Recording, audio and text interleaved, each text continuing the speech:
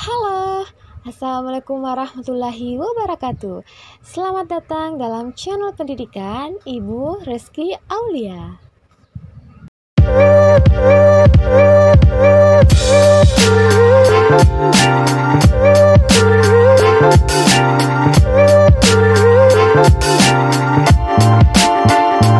Baiklah, dalam video ini Ibu akan membahas materi puisi rakyat.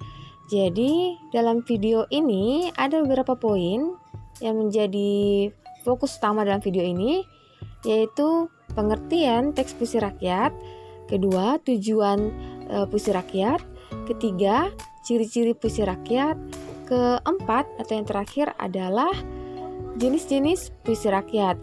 Dan untuk jenis-jenisnya ini, Ibu akan memberikan penjelasan berupa contoh dari masing-masing jenis puisi rakyat ini. Untuk membuat kalian lebih paham dalam penjelasannya, Ibu harap kalian memperhatikan dengan baik penjelasan berikut ini. Tampilan pertama atau slide pertama dalam pembahasan ini yaitu pengertian teks puisi rakyat. Di sini ada satu paragraf yang merupakan pengertian puisi rakyat secara umum ya, yang berbunyi seperti ini. Puisi rakyat adalah warisan bangsa berupa puisi seperti syair, pantun, dan gurindam yang memiliki nilai pesan moral seperti agama dan budi pekerti. Puisi lama biasanya disampaikan dari mulut ke mulut dan biasanya tidak diketahui penulis ataupun pengarangnya. Jadi untuk pembahasan mengenai puisi rakyat ini intinya masuk pada bagian puisi lama. Sebenarnya terdapat juga puisi baru. Jadi puisi itu dikategorikan atau kelompokkan menjadi dua, yaitu puisi lama dan puisi baru. Perbedaan dari puisi lama dan puisi baru dari pengertiannya nih ya, dengarkan baik-baik. Kalau puisi lama itu adalah puisi yang meliputi pantun, gurindam, talibun, mantra, dan sebagainya. Ini terikat oleh aturan dalam pembuatannya. Sedangkan untuk puisi baru atau puisi modern adalah puisi yang tak lagi terikat aturan-aturan seperti di atas. Bentuknya lebih bebas terkait jumlah baris, suku kata, serta rimanya. Bisa kalian lihat pada tampilan ini perbedaan antara puisi lama dan puisi baru ya. Untuk lebih memberikan pemahaman kepada kalian bagaimana bentuk perbedaan dari puisi lama dan puisi baru. Pembahasan selanjutnya yaitu tujuan puisi rakyat. Terdapat beberapa poin di sini mengenai tujuan puisi rakyat. Yang pertama yaitu untuk menghibur pembaca. Kedua, memberikan nasihat. Ketiga, mendidik anak. Keempat, memberikan isyarat. Kelima, memulai permainan. Keenam, melarang berbuat sesuatu.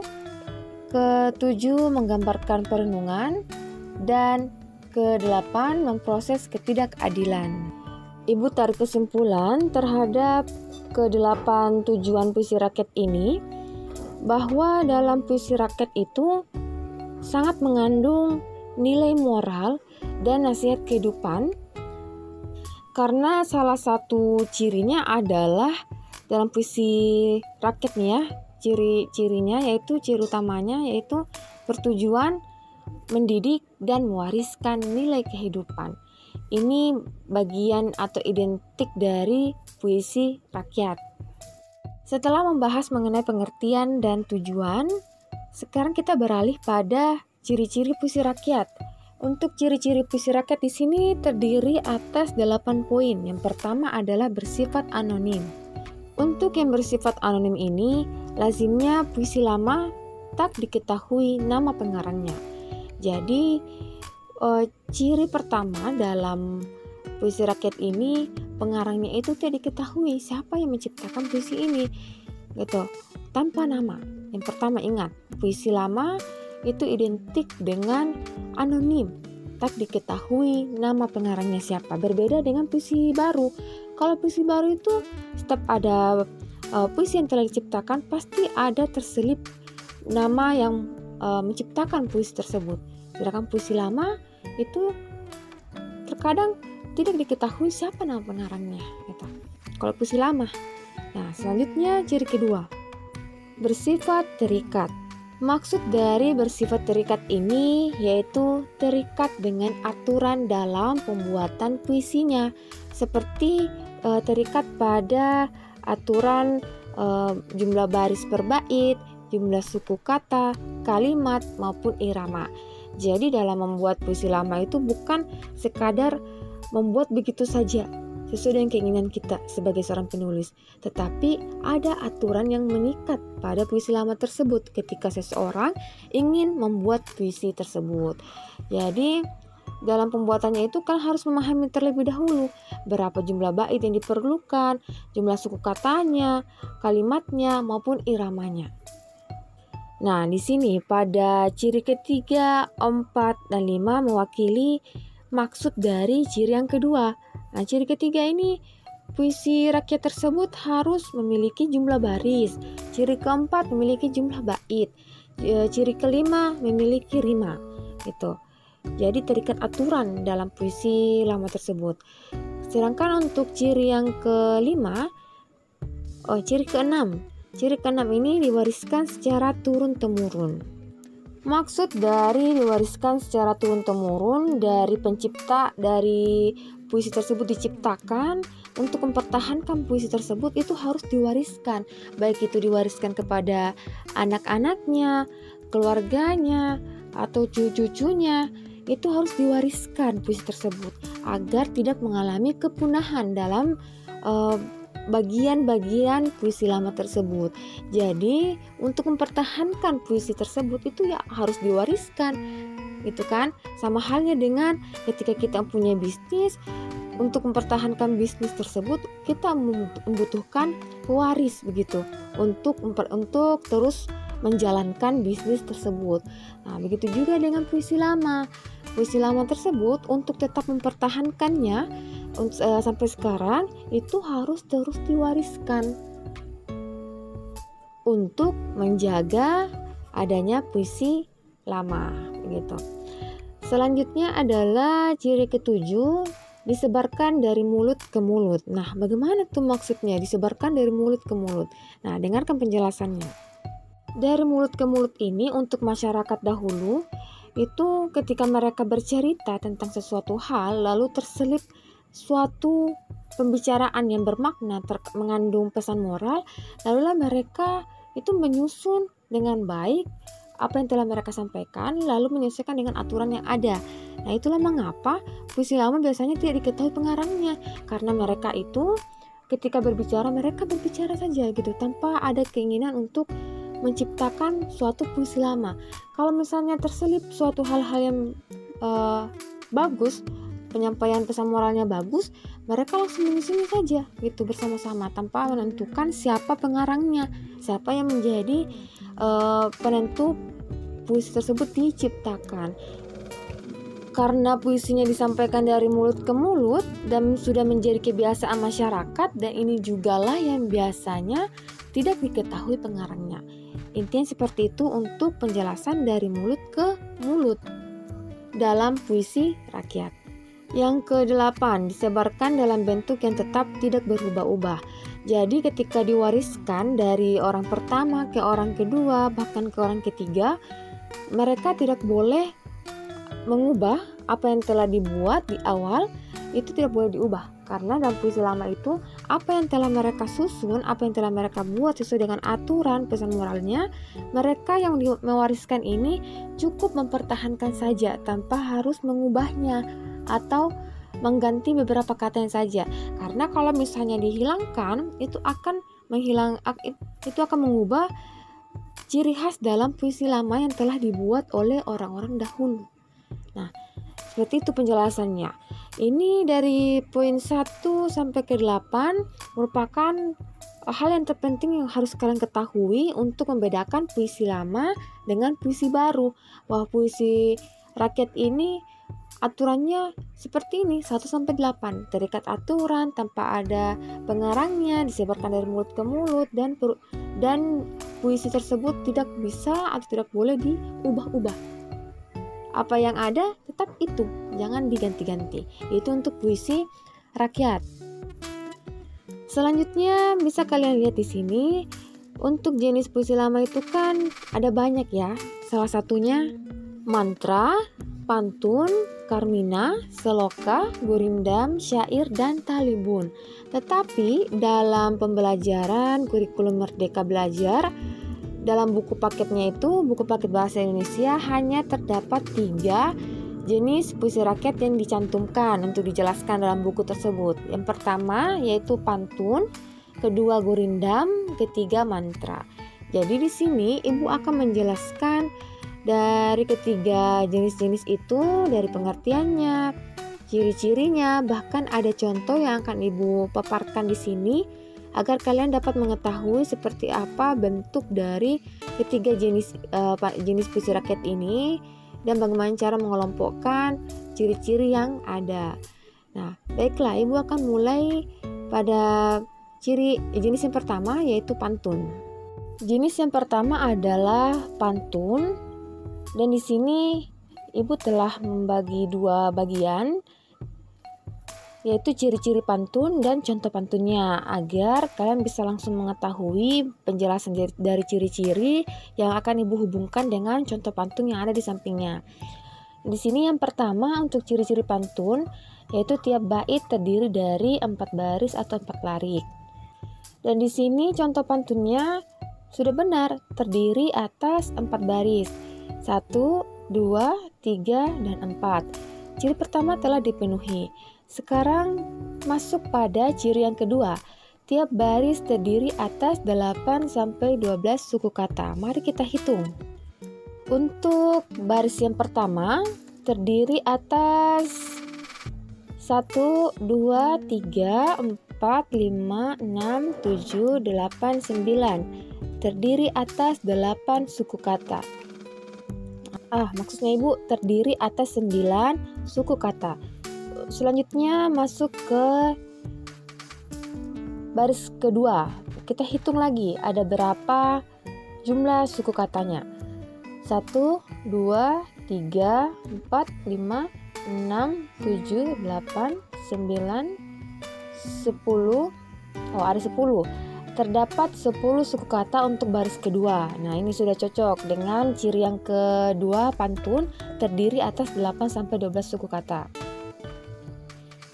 Sedangkan untuk baris ketiga terdiri atas 1, 2, 3, 4, 5, 6, 7, 8. Terdiri atas 8 suku kata baris ketiga. Sedangkan baris keempat atau baris yang terakhir 1, 2, 3, 4, 5, 6, 7, 8, 9. 9 suku kata. Jadi baris pertama terdiri atas 9 suku kata, baris kedua terdiri atas 10 suku kata, baris ketiga terdiri atas 8 suku kata, dan baris terakhir terdiri atas 9 suku kata. Jadi sudah memenuhi ciri pertama dan ciri kedua.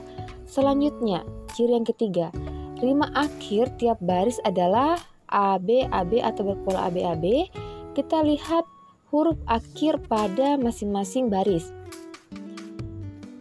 Baris pertama menggunakan huruf U, ini ditandai sebagai pola A, langsung saja ditandai sebagai pola A. Kemudian baris ketiga huruf G ditandai sebagai pola B. Lalu baris pertama dan baris ketiga itu huruf akhirnya harus sama agar memiliki pola yang sama juga. Jadi kalau misalnya di sini baris pertama adalah huruf U, baris ketiga juga harus U. Nah, di sini sudah benar. Baris ketiga sama dengan baris pertama yang huruf akhirnya sama-sama U yang berpola A. Kemudian baris kedua dan baris keempat huruf akhirnya harus sama agar berpola sama juga. Tadi kan di sini baris kedua menggunakan pola B dengan huruf akhir G. Jadi baris Baris kedua dan baris kedua dan baris keempat itu harus memiliki pola yang sama. Jadi ketika diatur polanya akan berpola AB, AB, UG, UG ya. Selanjutnya masuk pada ciri yang keempat. Baris pertama dan kedua adalah sampiran. Sampiran itu apa? Nah, dengarkan baik-baik. Sampiran adalah dua baris pertama kerap kali berkaitan dengan alam, mencirikan budaya agraris masyarakat pendukungnya, dan biasanya tak punya hubungan dengan bagian kedua dalam suatu pantun. Nah, Ibu menjelaskan lebih sederhananya lagi seperti ini. Jadi pada pantun ini, baris pertama dan baris kedua itu merupakan sampiran yang diketahui bahwa baris pertama dan kedua ini tidak memiliki hubungan dengan baris ketiga dan keempat. Ibaratkan seperti ini, baris pertama dan kedua itu hanya sebagai pengantar sebelum masuk pada isi dalam suatu pantun. Nah, isi pantun itu letaknya di baris ketiga dan keempat. Jadi untuk baris pertama dan kedua sampiran ini terserah kalian mau buat kalimatnya seperti apa yang berhubungan dengan alam. Bisa kalian rangkaikan kata-katanya sendiri. Kemudian bisa kalian susun dengan baik sebagai sampiran, lalu masuk ke baris ketiga dan keempat yang merupakan isi dalam suatu pantun. Jadi bisa dipahami kan sampai di sini bahwa baris pertama dan kedua itu tidak memiliki hubungan dengan baris ketiga dan keempat, karena baris ketiga dan keempat ini merupakan isi dalam suatu pantun. Kemudian baris pertama dan kedua adalah pengantar sebelum masuk pada isi. Jadi kembali lagi, sampirannya terserah kalian buat kalimatnya seperti apa ya. Ini Ibu sudah bahas mengenai ciri-ciri pantun dari awal sampai akhir, dan sudah sesuai dengan pantun yang telah Ibu siapkan di sini dari ciri pertama sampai ciri terakhir. Nah, ini adalah tampilan cara menentukan suku kata. Ibu menggunakan satu bait pantun yang terdiri atas 4 baris. Di sini sudah Ibu mengelompokkan masing-masing baris itu terdapat berapa suku kata. Nah, di sini juga masing-masing baris ini Ibu memberikan warna yang berbeda-beda untuk mengetahui dalam satu baris itu berapa suku kata yang diperoleh. Dan di sini cara menentukan suku katanya yaitu cukup membagi satu kata itu ke dalam beberapa bagian. Contohnya, ini kata tumbuh dibagi menjadi 2 suku kata, tum dan bu. Kalian harus membagi suku kata itu menjadi suku kata yang ketika dibaca pelafalannya enak didengar, seperti kata tum dan bu. Jangan membentuk suku kata seperti ini. Tu ditambah mb, ditambah u. Jadi kata tumbuh ini bisa terbentuk 3 suku kata, tetapi suku kata yang kedua itu suku kata yang pelafalannya tidak jelas. Jadi bentuklah suku kata yang ketika dilafalkan itu jelas. Sama halnya dengan ini, pada kata tumbuh terdiri atas 2 suku kata yang jelas, tum dan bu. Begitu. Kemudian kata yang kedua, merata. Di sini kata merata terbagi menjadi 3 suku kata, merata. Kata pohon, pohon. Nah, mungkin pertanyaannya seperti ini. Pada kata po dan hon, apakah bisa n ini dipisah gitu? Sebenarnya bisa, tetapi kalau misalnya bisa juga digabung, mending dipilih yang digabung saja seperti kata po dan hon gitu. Dan selanjutnya tebu. Jadi ketika satu baris itu telah dibentuk suku kata, kemudian dihitung ada berapa suku katanya. Ketika sesuai dengan aturan pada cara membuat pantun ataupun gurindam, berarti sudah benar pembentukan suku katanya. Jadi kalau misalnya suku katanya kurang, ditambah satu kata atau beberapa kata untuk melengkapi berapa suku kata yang diperlukan pada pada pantun atau gurindam yang dibuat. Cara menghitung suku kata pada baris kedua, 3 dan keempat sama caranya ya dengan penjelasan pada baris kedua. Jadi Ibu langsung saja masuk pada penjelasan cara menentukan rima akhir. Ini masih pantun yang sama dengan yang sebelumnya. Untuk mengetahui rima akhirnya, silahkan kalian perhatikan huruf akhir pada masing-masing kata pada tiap baris. Di sini baris pertama kan huruf kata terakhirnya adalah tebu, dengan huruf terakhir adalah U. Nah, kita langsung saja beri pola A, dimulai dengan pola A. Jadi baris pertama dan kedua ini langsung saja dibentuk dengan pola AB.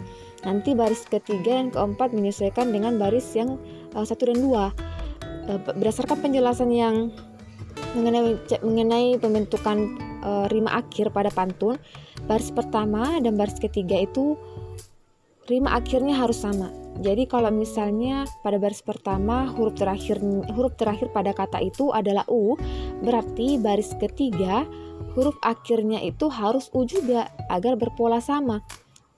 Di baris pertama ini kan berpola A, baris ketiga juga harus berpola A dengan huruf yang sama. Begitupun juga ini baris kedua dan keempat. Huruf akhir pada baris kedua adalah G. Baris keempat huruf akhirnya adalah G juga.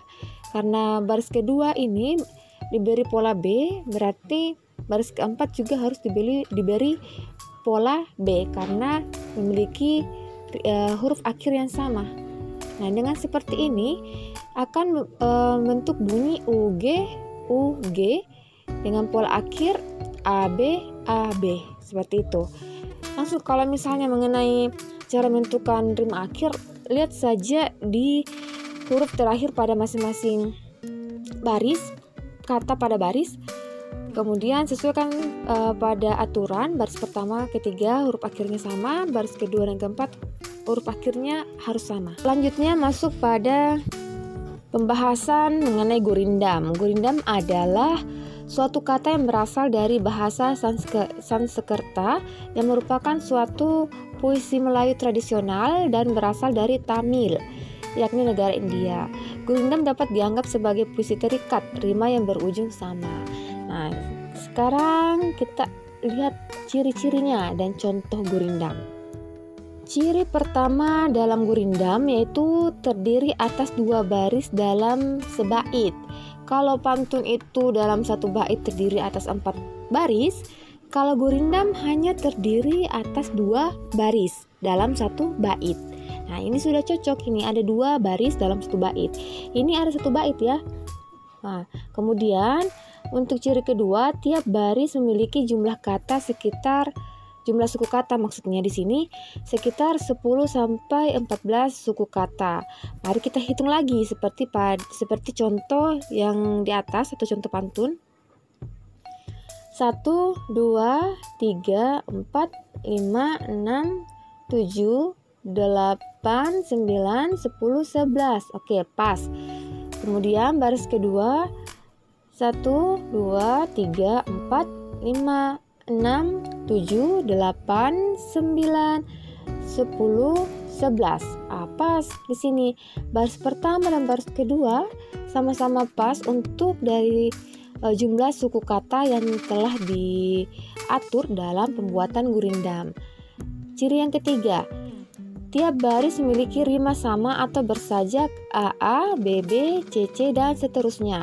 Di sini pada satu bait ini menggunakan huruf akhir yang sama yaitu T dan T. Nah, ini bisa dikatakan sebagai sajak AA.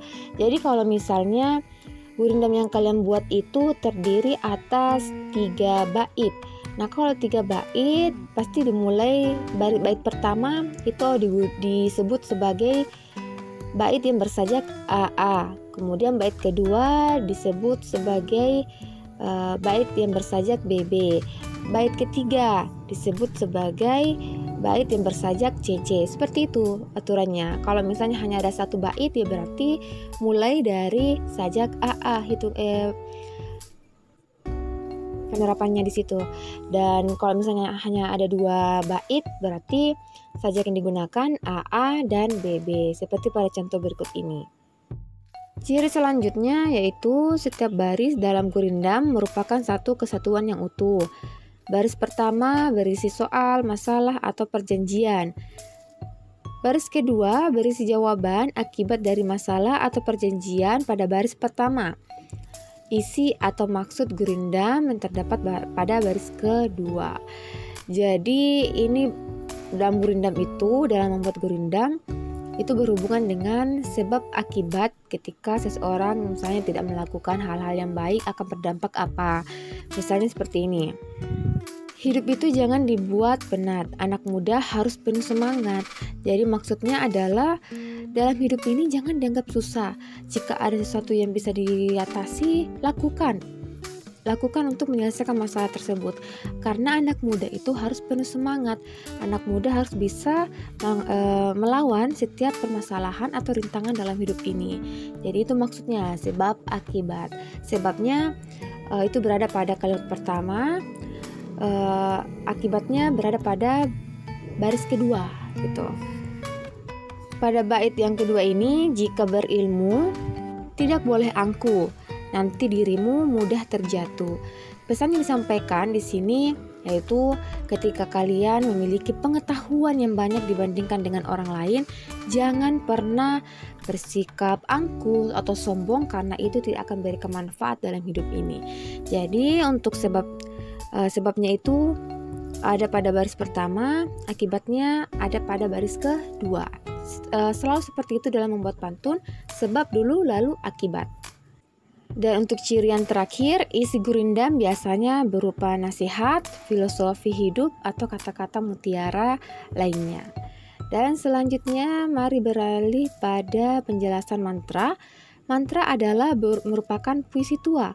Keberadaannya dalam masyarakat Melayu pada mulanya bukan sebagai karya sastra, melainkan lebih banyak berkaitan dengan hal yang berbau adat dan kepercayaan. Ucapan-ucapan yang dianggap memiliki kekuatan gaib. Untuk ciri-ciri mantra di sini, yang pertama adalah terdiri dari beberapa rangkaian kata yang memiliki irama. Kedua, isinya berhubungan dengan kekuatan gaib, dibuat dan diucapkan untuk tujuan tertentu. Kemudian yang ketiga, mengandung rayuan dan perintah. Keempat, merupakan satu bagian yang utuh dan tidak bisa dipahami melalui setiap bagiannya. Dan yang terakhir itu mementingkan keindahan permainan bunyi.